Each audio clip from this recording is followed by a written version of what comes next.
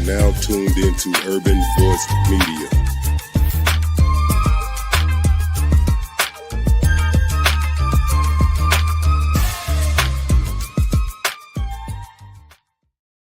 Welcome back to another episode of the Roundtable Session. This evening, I'll be joined in conversation with a guitarist who has been strumming for more than 25 years. His talents have led him to becoming the #1 respected studio and stage musician, producer, as well as project consultant.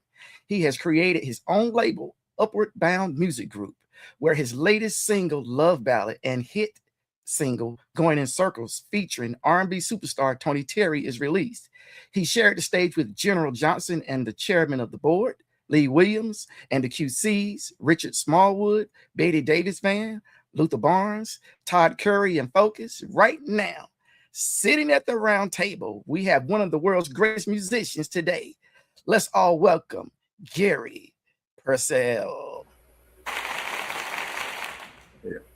Hey, everybody. It's good to be with you this afternoon. Awesome, Garry. How you doing, my brother? Man, I'm doing well, man. I cannot complain at all. I'm loving the studio setup you have back there. Hey, man, just a little something, you know. Hey, is that where it all goes down from the I noticed that in the intro it said that you had your own record. Is it your own studio as well that goes with the record company? Yeah, it is. It is called Upward Bound Recording Studio. And so that's under the same umbrella with Upward Bound Music Group with the label. Mm-hmm. All right. And how long has your music group been established?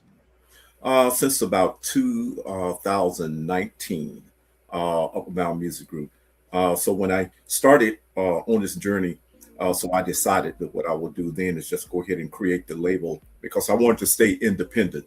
I did not want to sign with a major label, so I could keep some control, of my own destiny and some of the sound of my music. So I created my own label, Upward Bound Music Group. Garry, let's go back. When I first did the introduction, we stated that you had shared stages with General Johnson and the Chairman of the Board. Yeah, I got that record. I'm a DJ, and I've got some of their records. Yeah. I didn't realize they were from Charlotte, the Charlotte area. Yeah, they are based out of the Charlotte area right now, with Charlotte. But if you step back just a little bit, basically the group was based out of Detroit. They were with Invictus record labels back in the day, so they were based out of Detroit. And then when they broke away from that particular record label, then General came down to Charlotte and they created their own label at that particular time, and that's where their base was. It from that point and even up to today is still out of Charlotte. Tell me, Garry, from you going from an 8-year-old fan to actually playing with Chairman of the Board. Yeah. How was that for you? How was that transition for you? Man, that was amazing because I could not have orchestrated that on my own. 8 years of age, I was bitten by the bug of the guitar. And so during that time, I wanted to learn how to play it and self-taught guitars. And so I was down in my parents' basement. We had a basement in the home at that time. So my older brothers and sisters, of course, back then would buy 45 RPM records. And so that time they would buy those single records, and it was by some of the major artists that was out in the R&B sector at that time. Well, during that particular time when I was 8 years old, it was the Chairman of the Board. They were buying their records. You got to dance to the music. If you dance to the music, you forgot to pay to the piper. And you've got me dangling on a string. Everything is Tuesday. I mean, I could go on and on. I played them 1,000 times, and so I would get those records when they would go to school or they would leave home and put them on a little portable 45 record player down in the basement, and then I would take my little Sears silver tone guitar, and then I would take that guitar and I would learn some of the Chairman of the Board's music. And it's just crazy because years and years after that, when I was in Chicago, Illinois, working for an independent record label, then a friend gave me a call that says, "Hey, there's a group down here in Charlotte, North Carolina that's auditioning guitars. I'm playing bass with them now. Will you come down and audition?" So I got on a plane out of O'Hara Airport, went to Charlotte and auditioned for who? The group was the Chairmen of the Board. I said, "Oh my God," 8 years Yes. old, I was learning their music. And that's how I joined the Chairman of the Board. They actually chose me as their guitarist. And the funny thing is that the leader, General Norman Johnson, one day we were out on the road performing, and I asked him, says, "Why did you choose me as your guitarist over some of the others?" He said, "Because when you played my music, you played it, it made it sound just like when I recorded it back then in those days." And I said, "Wow." I said, "What you don't know is that you guys inspired me to learn how to play guitar. And I was learning your music when I was 8 years old." Mhm. I could not have orchestrated that on my own. That is amazing. I mean, that's impressive. I mean, just to hear you actually got to play with your idol. I did. I was in awe.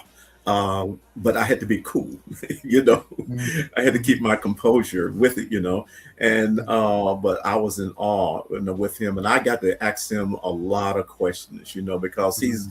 he produced records and wrote records for so many people during that era. So I had to ask him a question because I had a crush on Frida Payne.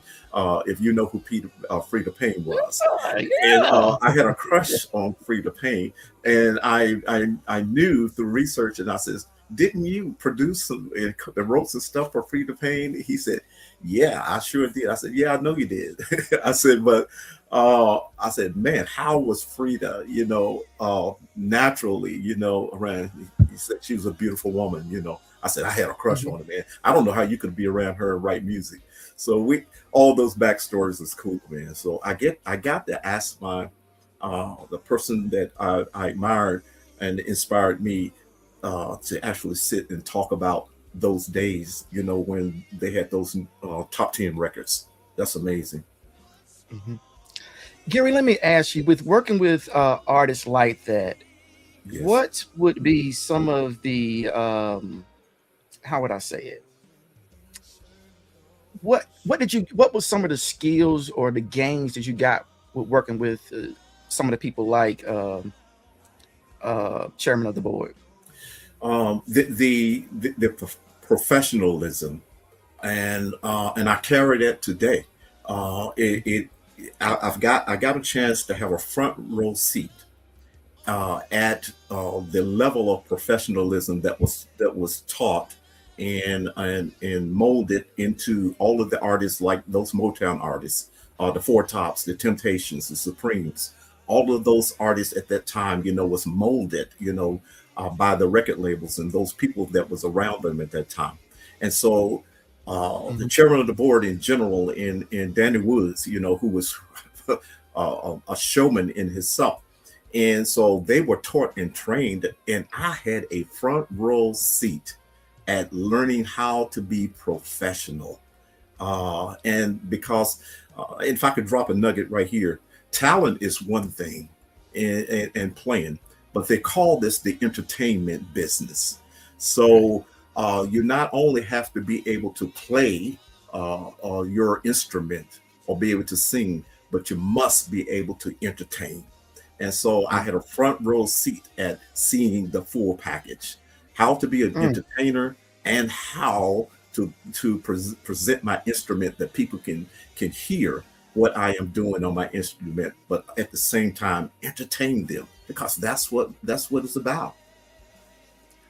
Speaking of entertainment, you also got the chance to work with a it was someone else you had worked with that actually was there a pianist for Miles Davis? Yes, yes. Yeah. That was Robert Irvin III. Was a close friend of mine. His family is partially of his family. It lived only about uh, 15 minutes from me, and so we formed a group out of the area at that time, a band. And he came over in with his brother as well and two other guys, and we formed a particular group. And when we formed that group, here's another backstory. We named that group Mass Production. At Come that on now. Well, wait a minute. Wait a minute. We named it Mass Production.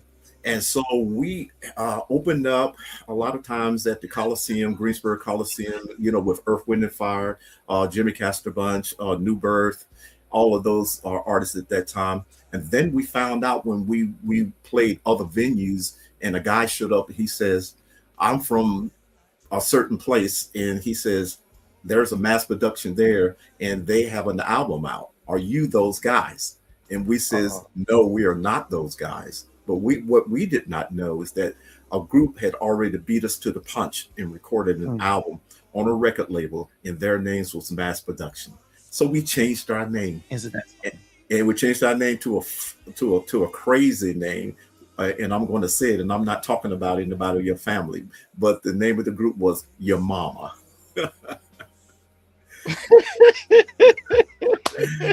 And man, so back to Robert Irving III, and we actually call him Bobby Irving. He left this area, North Carolina, and went back to Chicago, where another portion of his family lived. And then he got the first job I believe he got was with Sister Sledge, and he with them playing keyboards. And then he also played with Ramsey Lewis too as well during that time. Ray Parker Jr. came to Chicago at that time because he was part of a group called AL7, which means all seven. So Randy Hall, if you remember an artist back then through the 80s called Randy Hall, Ray Parker produced a lot of records on him. So Bobby says, hey, come to Chicago. There's a lot of things that are happening right now. So I went to Chicago, worked for an independent record label there at that time as a guitarist and a background vocalist. So I got to meet all those people. Daryl Jones, he was with David Sanborn and Miles at that time. So in the studio. So here am I in the studio with Daryl Jones, bassist, Robert Irving III with Miles Davis, a couple of guys that played horns with Kool in the Game. And then the background singers were the Emotions. And then there were three guys that did the male background vocals, what they called us the North Carolina Connection. That was Chris Morrell, myself, and Michael Irving. Chris Morrell was the lead singer for 17 years with the Count Basie Orchestra. We all grew up here in North Carolina. So you see the full circle, with all of that, So Bobby, opened up a couple of doors for me too as well when I worked there in Chicago. Speaking of North Carolina talent, I feel like a student listening to the professor educate me tonight. Oh, no. And I just found out that an artist that I had did some work with, Tony Terry, you and him had done a single, the Going in Circles single. And what was that like for you doing work with Tony Terry? Wow, man, I can tell you how we connected. It was that right here in my studio. This is not a backdrop. This is actual studio. So that Going in Circles track and everything is right here in the machine. And so I was listening to, because I was reviewing songs, and you know how it is being a musician, we have songs in the can. And so I was listening to a couple of songs here in the studio, and I pushed the button and chose Going in Circles, the track. And so I was listening to the track, and I said, wow, I have a lot of songs, but I don't have any songs that has vocal anyone singing on it. And so as I'm listening to Going in Circles, I could hear Tony Terry's voice singing it. And so I says, I don't know if I can get Tony to sing on this song or not. Let me do some research. And then so it spoke to me. The Spirit did during that time. It says, you have not because you ask not. So I located his management team, got in contact with Tony. Tony says, yeah, he always loved that particular song. And that started the journey with Tony and I. So we started to build that song. Now, I had a track that was here, Going in Circles. But when I solidified everything with Tony, and Tony was really excited to do the song, I says, wait a minute. I says, I have Tony Terry, vocalist, to sing this song. I says, scrap the track here and let me call another producer. So I called Adam Hawley, a friend of mine that had produced some of my other records. I says, hey, I got Tony Terry as a vocalist, and I got Going in Circles that I want to do. I says, I need this song to be all live musicians on it. So what you're hearing there is all live musicians with going in circles, because if you got Tony singing on this song, you've got to put your best foot forward. And so working with him, he did vocals. We listened to them. He sent it to me. I said, everything is cool, Tony, perfect. And then when I was getting ready to go send it to be mastered at that time with the track, he said, hold up, Garry, hold up.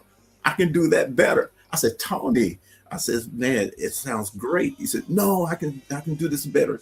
And so he scrapped everything, the vocals he sent me, and did them over. And true enough, he just put both feet in this, and this is what you're hearing now. Tony's my man. Yeah, we promoted a show here in the Gastonia area, and he came and he showed out. I was very, very, very impressed. I had people after the show men coming up to me crying because they were telling me that they got married to some of Tony's songs they had his songs played at their wedding and everything. Sure. And that was just like a reunion wedding for them to see Tony Terry live. So Tony, you picked the right one. You picked the right one. Yeah. I truly believe so. With Tony's magic, his vocal and his gift and the production that, we put behind it, and then I threw my solo in there in the end. And it just came together, perfectly. Yeah. Timeless. What was the feedback for you on that, on going through service? What was the feedback on it for you? Well, I am in the genre that I am placed in now is contemporary jazz. So in the contemporary jazz market, for the industry, the window is very, very narrow for a vocal tune. So I knew with this particular song that the contemporary jazz market may not receive it, and I'm talking about radio, because the market, it's an instrumental market, and so I think more of the social media and people who are more R&B people, even some smooth jazz people too. So I had a mixture of both, and that was unique about this song, that it captures the R&B crowd, but it also captured, because of the nature of people knowing who I am, that they supported the record as well. Yeah. Garry, throughout your career, tell me about your best performance you ever given throughout your career. Wow, that is the best performance. I tell you, the best performance of my career that I probably did probably wasn't in R&B music. It wasn't in jazz. It was actually in church. I have to go there because that's where I began and I started, and I still play some gospel things.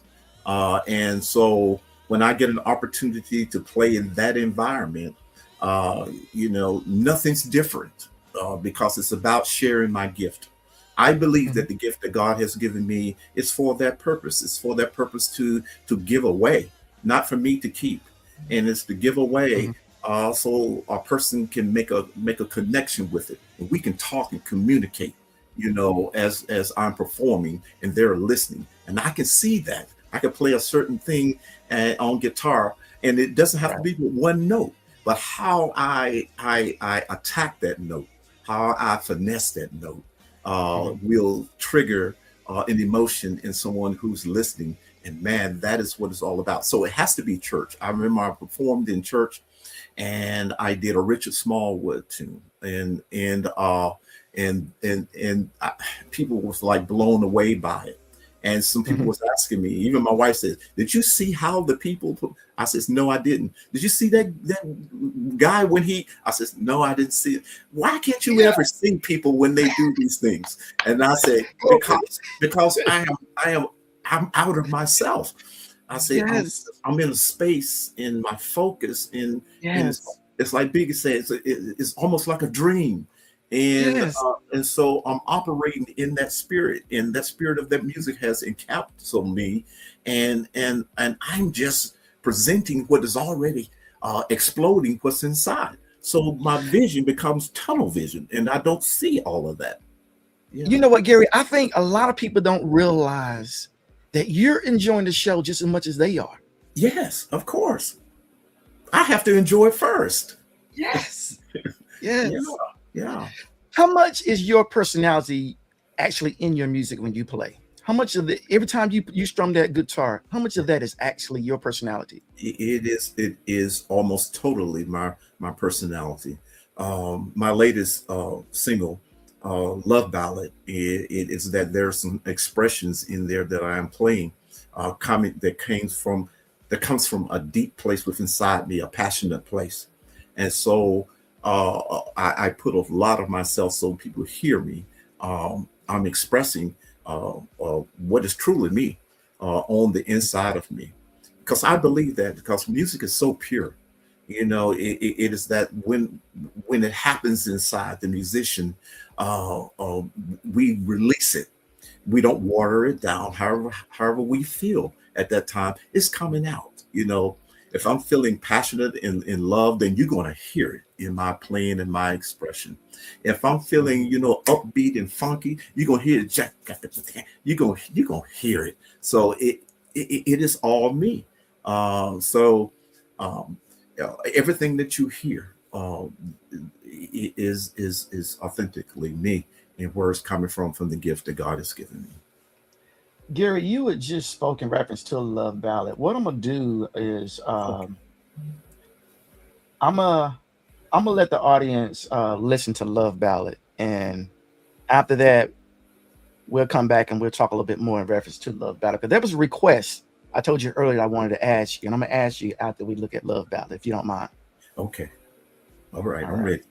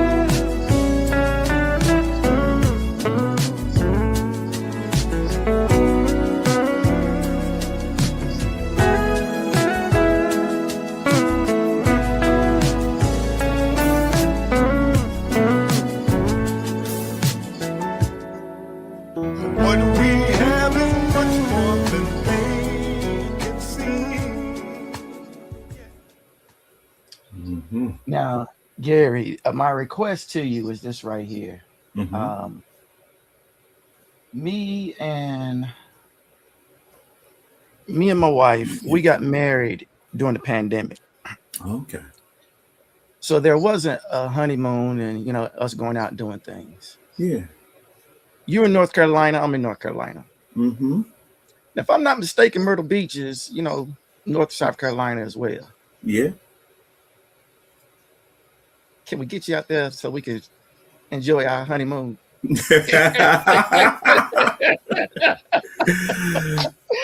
When I seen it, I said, I'm gonna ask Garry will he play for us. Man, you just let me know, man. You just let me know for your honeymoon. You guys put it together. I'll show up. And I'll do Love Ballad for you, so you guys can dance to it. How about that? I enjoyed it so much. Let me ask you now. The singing part, was that you singing in the background? That was not me singing in the background. That is a gentleman by the name of Michael Childs, and he's from the Connecticut area. Backstory on that is that during the process in production of the song, Chris and I, uh, we were deciding if we were going to call in some big favors on this song.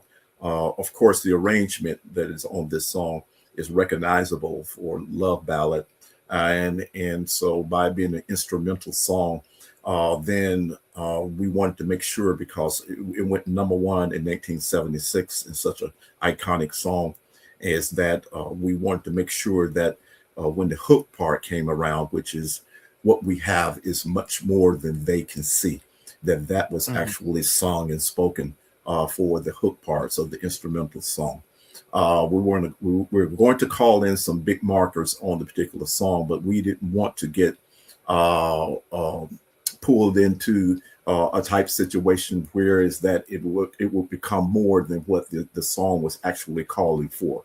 If you understand what I'm saying, I can't call it the names right now, but there are some heavyweight singers that we had privilege to, but we decided that we would kind of move away from that so we can keep the song as organic as possible as we are recreating the new ambience of this song. So what happened was is that to get a vocal person on this song, Chris had someone who visited his studio, a friend of his, Michael Childs, and he heard the song that Chris was working on. The production it was still in production, and he says, "Wow, I would love to sing that song." And so he said, "Get me in the booth." And so he went in the booth and he laid those background parts for the hook. He did a fantastic job. He had the temperament to sing it, to capture, what Jeffrey had sung for the hooks too as well. So they're just Michael Childs on the background vocals.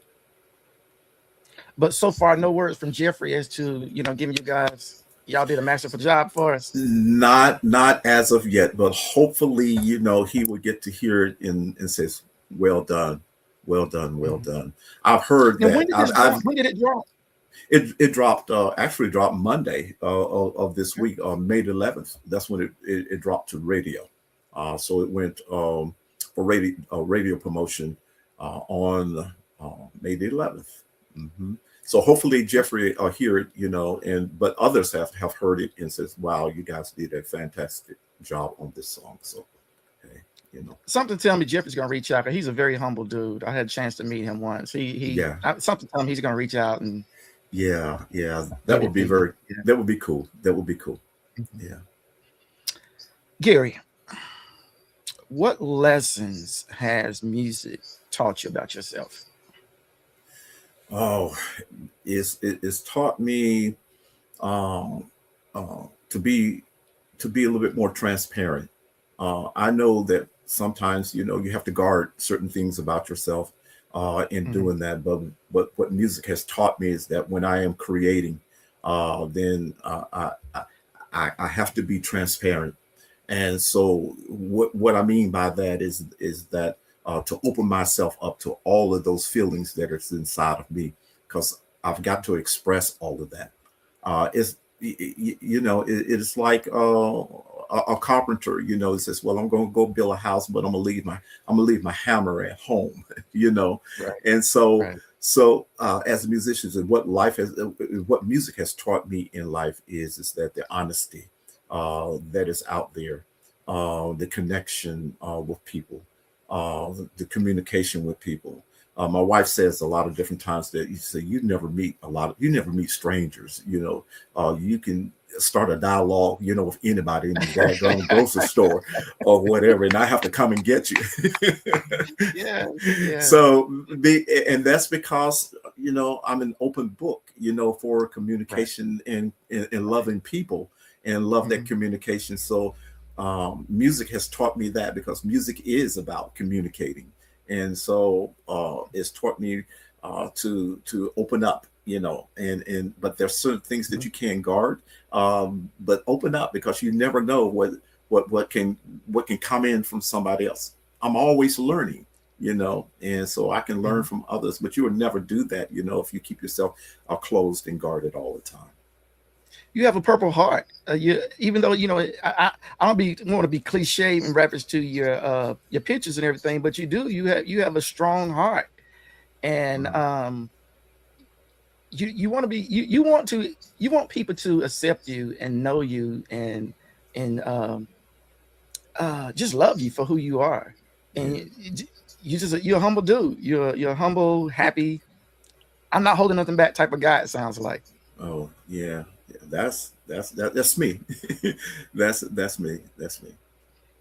With the what's your thoughts on the current the jazz scene and its future? What's your thoughts on that? If we're talking about the genre that I am in, the contemporary jazz market is trying to evolve. And I'm just going to throw it out there right now. It's trying to evolve, but the powers that be, and there's always powers that be in gatekeepers that want to keep things in a certain place. And it could be for many different reasons, why they want things to kind of stay as they were or as they are. There could be reasons for financial reasons, because it is the music business as well as the entertainment business. But I see a lot of younger artists in this medium now, in this genre, who is pushing that envelope. And you can see it. What happens is that, of course, smooth jazz radio or contemporary jazz radio, that market, they try to keep it like here, if I can give that example.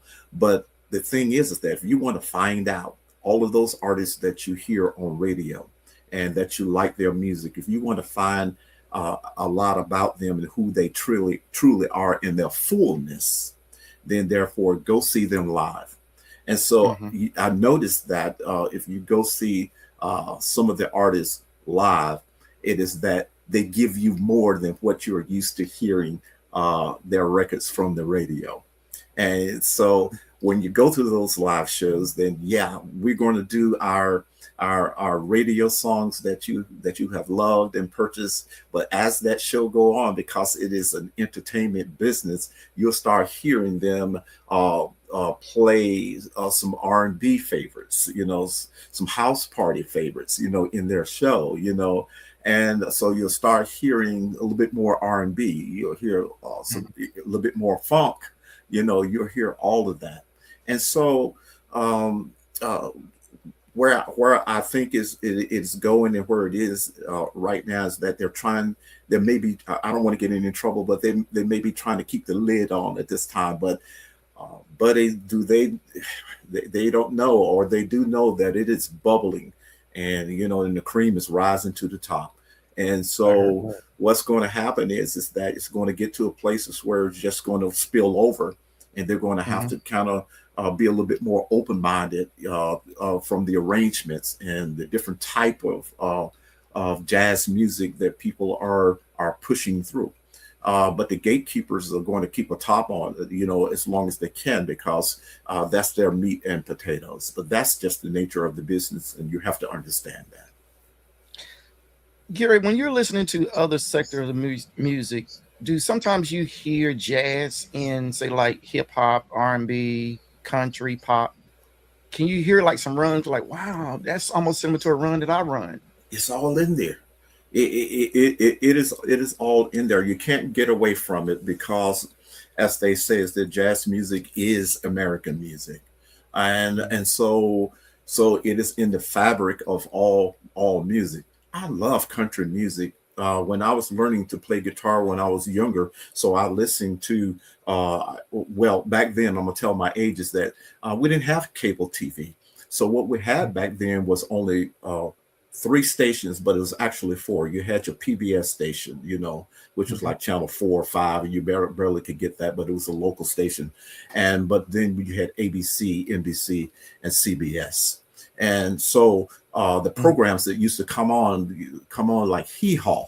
I don't know if people remember that country show called Hee Haw, but Oh yeah. that show used to come on, and they played a lot, man, in that show with the musicians. And I used to love to watch Hee Haw when it comes on because I wanted to hear Roy Clark play guitar.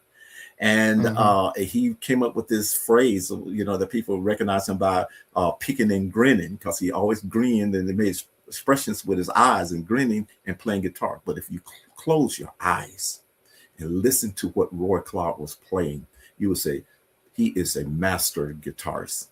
And so I Hmm. listened to Roy Clark.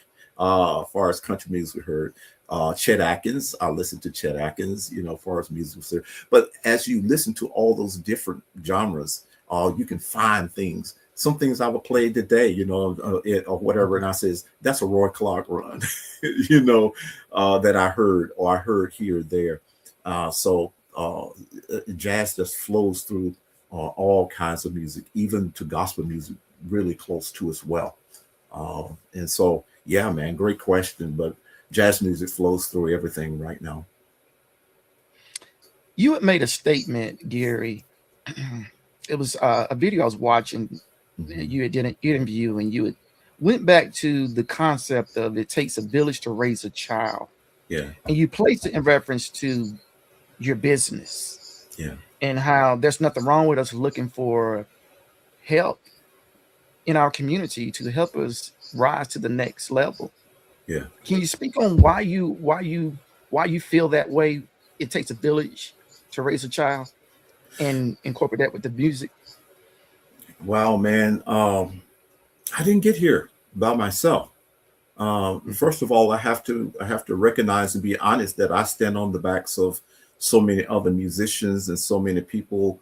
Uh, if we just Mhm. if we just talk about the music part, and the other guitarists, is that I stand on the backs of so many guitarists that came before me, and even the local ones. If we talk about it takes a village to raise a child, it is that so many unsung guys that supported me as a young player, shared things with me. There's a gentleman here in Reeseville, North Carolina, where I'm from, and his name is Wayne Whitson, and I have to give him a lot of honor for the things that he did when I was 12, 14, through there, because he showed me some of my first guitar chords, you know. And even today, Mhm. I did a concert on a platform called Musicians Empowerment, where they had younger musicians to come in, and we had some session musicians there, and so we would speak and they would listen and ask questions. But this particular year, they wanted me to actually do a concert at the end. And so Mhm. the Garry Percell experience, ended that musician empowerment 2-day event with a concert at the end. And so who I wanted to be there to see me in my fullness, and what he had contributed to when I was 12 and 14 years of age. I got in contact with him, and he showed up for that concert, and he was sitting front and center on the front row. And man, what a Mhm. great feeling that is. It is because, and I told the people, I says, this guy right here gave me my first guitar chords, man. And I Wow. honor him. And Wow. so it takes a village to raise a child. And we Mhm. shouldn't forget that, Mhm. and And so that is what I was meaning on that. And even it comes down to your businesses too, support that, because others will support you through your business, through music, all those particular things, man. I know that I didn't get here on my own. And so therefore, I am an open book and willing to share what I have been afforded to. Just like going back with the Chairman of the Board and General Norman Johnson, what I learned from him was professionalism and entertainment. And that was you couldn't pay for that. And so I carry all those things. It takes a village to raise a child. Speaking about professionalism with Garry Percell. Yes. I told you earlier before we came alive, you were one of the first. When I turned my computer on, you were already there. So that right there told me as a promoter, he's going to be on time. Yeah. And I'm address this question very carefully. Okay. When a promoter reaches out to you and they book you for a show, I know it's the promoter's responsibility to advertise and get the word out and handle the tickets and all that. But do you also help promote on your social media pages and the people that hey, I'm going to be in Augusta, Georgia. I'll let some people down there for me. Do you do that also? Absolutely. Why wouldn't I? Why wouldn't I do that? Because let's forget about, the financial benefits. Let's put that aside for a moment. What we have to realize, and this is from the professionalism side, is that you become a brand. Garry Percell, yes, it's a human being in what I am, but Garry Percell has become a brand. And so it is, when people come out, it is the Garry Percell experience. I am a brand. And so what do you do with a brand? You have to advertise it. You have to sell it. So when I'm working with a promoter and we have solidified everything and contracted everything, and so therefore that part is done when it talks about the financial part. Now, I want people to be there where I am. I wouldn't want the promoter to do all that promoting and to get people there, because when I get there, I want people to be there to see me in my fullness. And so, yes, I will promote it on social media, in any other way that I'm able to put that word out to help get people in there. And here's the old phrase, is that we want to put butts in the seats. There we go. So that's the financial side. But most of all, I want them who love the brand, who loves Garry Percell, who wants to see Garry Percell, who wants to hear Garry Percell, who has heard his records on the radio, who has purchased his records through streaming or wherever it may be, to want to come to wherever he is to see him in person. And hey, and when you're there, I can talk with you because, like I said, I'm an open book. I'm not one to play on stage and run to the dressing room and jump on the bus or whatever, or the limousine and I'm gone. No, I want people to be around so we can touch and we can talk and let me hear the experiences of what my music has done for them. And then I will have on hand. This is why I purchase the CDs. I make CDs. People say, well, people don't buy CDs anymore. Well, yes, they do. They're wrong. People still buy CDs. And I do it because and have them so they want your signature. And so I can able to sign copies, and then they would even pay me for them. And at some point, sometimes I would give them away, and sign, because I'm a brand. So why wouldn't I promote? I'm promoting the brand. Let the promoter do all the other business wise and do his promoting and making sure the venue is proper, so that the artist will be able to flourish, to be what they need to be when they're performing on the stage. But yes, my answer to that is that why wouldn't I? I want people to experience the experience. I'm gonna call you Professor. Oh man. Oh man. I was just saying, because you learn from the greats, Garry. You learn from the greats. It's like I'm soaking in so much from the general from you right now. Yeah. And that was one of the questions my wife had asked me. She said to ask him, did he have a spiritual connection with an artist that he's worked with? And I think you answered that. Yes, of course. Yeah. Yeah. Definitely so, man. I am so um, honored, for those experiences that, because like I said, you can't buy that kind of thing. You can go to the seminars and hear from other guys and this and that, but I actually lived it. Mhm. I was with these people 24/7 for years.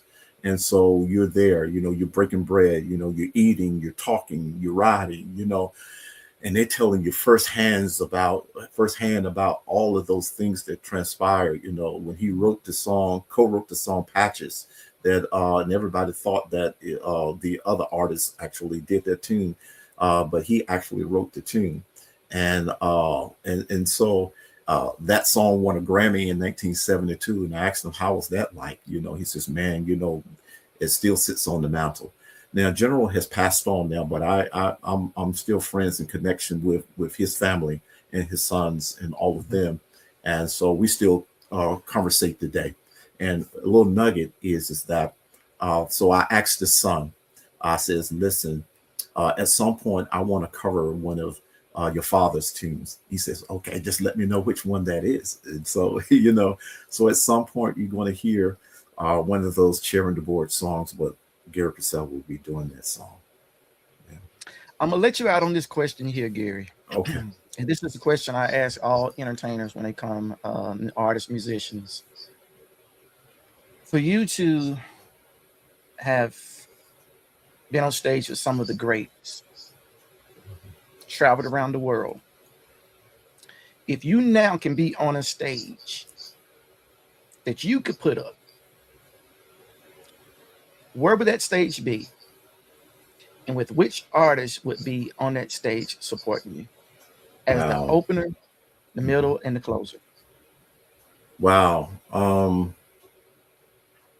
I would probably, well, let's start with the artist. The artist that I would love to share the stage with in this moment in time would be Jonathan Butler. It Wow. would be Jonathan Butler for many, many reasons. And where I would want that to be, I would want that to be in a place where people would have to travel to, or and it would take them some time to get there, and it would Wow. be a place of obscurity. In other words, you couldn't see any city lights there, and in but the stage would be large and set up, and everything around you, the only thing you can see is the stars at night. Okay, that's where Gary, you I gave me the chills. that's where I would want it to be, because that would be in the purest form, where the expression and would come out, and it would just encapsulate everyone who is there. And the artist that I chose was Jonathan Butler, is because of his spiritual connection that he has, and that spirit that's inside him is a kindred spirit that I have, because we love the Lord. And so, in that, we can speak without opening our mouths, and we can connect. And of course, he is a master guitarist, but also a vocalist extraordinaire. And so, from that position, that I believe that he and I could set a certain atmosphere, not only that people can enjoy the music that's being presented, but believe that people could be healed, that people could be healed in many ways, and things, and be set loose from the things that have been binding them in that atmosphere. That's why I choose the place of obscurity, without the city lights and anything around, just but way out in a desolate place, and that way that people can be set free. Yeah. You gave me the chills, Gary. Yeah. And the chills is chills of excitement, wanting to see it. Yeah. I want to see it. Yeah. So do I. Mr. Yeah. Butler, please put that together with Gary. Oh wow. Yeah. Yeah, man. Gary, it's a pleasure, my brother. It's a pleasure of having you come by. Yes. Thank you. Leo Rucker says Gary is a good guy with a wonderful spirit. And Sabrina Taylor, she says, many don't know Gary's empowerment leader. Mm. You got a lot of fans out there. You got a lot of people out there that love you and want to hear more from you, Garry. So Yeah. I know for a while you had put the guitar down and you picked it back up. Mm-hmm. And it was only because God told you it was time for you to pick the guitar back up. Absolutely. And I appreciate what you've done in reference to, listening to what God told you to do or requested you to do. Mm-hmm. And you did it. Yeah. So, and because it speaks through you now as to who you are. Uh-huh. And it goes back to one of my questions. What has the music actually taught you? Yeah. And you were okay with, hey, I got to put it down. Yeah. Yeah. And I'm still going to be Garry Percell. Yeah. Yeah. Yeah. That's two folds to that question that you asked. At one point, I did put the guitar down because, wow, I was with the chairman of the board at that particular time. This is a twofold question. I'll try to be quick. The first part is that I was with chairman of the board, and we had a southeastern, a southern United States tour at that time, and it took us all the way out to I think Texas and Nevada, and back this way, a couple of states all the way through. During that time, the agency that chairman of the board was part of with General Johnson, in that they had a jet, and so it seated about 8 people. And on the way back, flying, however high that was over the clouds or whatever, then God spoke to me, says it's time to come home. So when I got back home, I told my wife, I says, I'm not going back out on the road anymore. And she says, what? I said, yeah, I'm not going back out on the road anymore. God told me, he said, it's time for me to come home. And so then when the next business day came, I called the agency and told them I wasn't coming out anymore. They were shocked about that. And and what that was is God was telling me that he was preparing me for something else. He had something for me to do. And so I put together music ministry at that particular time. And we toured the southeastern part of the United States ministering to people. It was about a 14-piece group, gospel group. That group lasted 7 years. And the members of my group wanted to record and become a recording artist group. But I told them, I says, well, God never told me that we were to record, that we were put together to minister. And so when the 7th year came around, God spoke and told me, says, rest this. And so what I did is that I disbanded that. And then when I look back on and think about it, it says God was telling me to dissolve that group. And that was the 7th year. And if anyone knows, is that the number 7 is a prophetic number in the Bible, which means completion. So the mission was complete that God had for me to do. Little that I did not know at that time is that God put the group together for ministry, but he birthed 3 ministers or preachers out of that organization. And I was one of them. And so I answered my calling into the ministry. And today I've been pastor of this church, Antioch Missionary Baptist Church, for 11 years. So I've been pastor of them for 11 years now. But before that, I went and studied myself to be approved and went to seminary school for the training and all of that. That's the first leg of being faithful to God.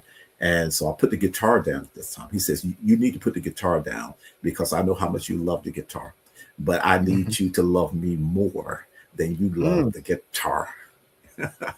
and so, and I was humble and I put it down for many years and followed him. As Jesus said, he told some of the disciples, he says, with the fishermen, he says, throw down your nets and follow me, And so he was doing the same thing with me. Throw down your net, throw down your guitar and follow me. And if I had not done that, I would not be in a position to serve God and to serve his people as pastor for as long as I have been doing now. So I asked him, during pastorship, I asked God, I says, will you ever let me go back and pick my guitar back up again? He says, you've been faithful over a few things. Now I'm going to make you ruler over many, just paraphrasing that. So I picked my guitar back up. Marcus Anderson was having a festival with different artists on it. I saw one artist that was on there, and I loved this music that I had heard on a radio.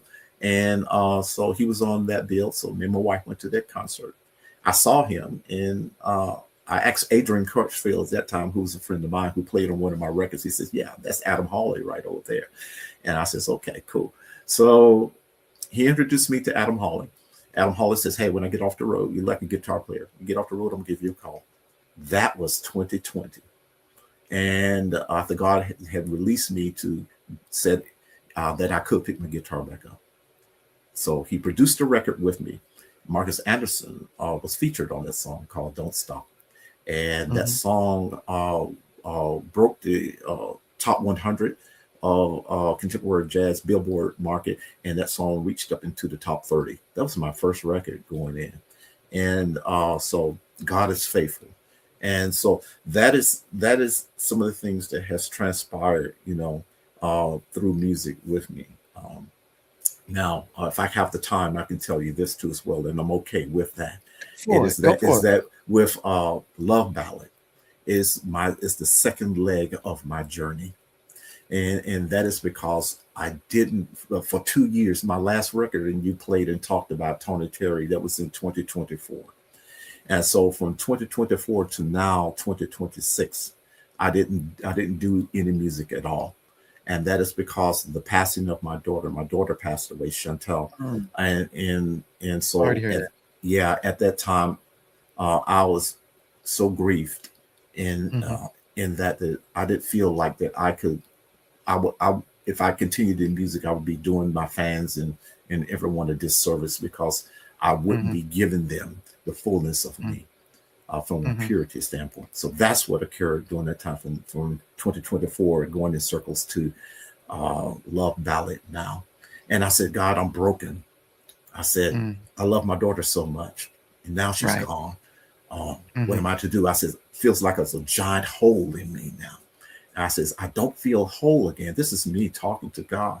I said, I don't feel whole again. I'm broken. And I don't know how I can continue in the music process and do that.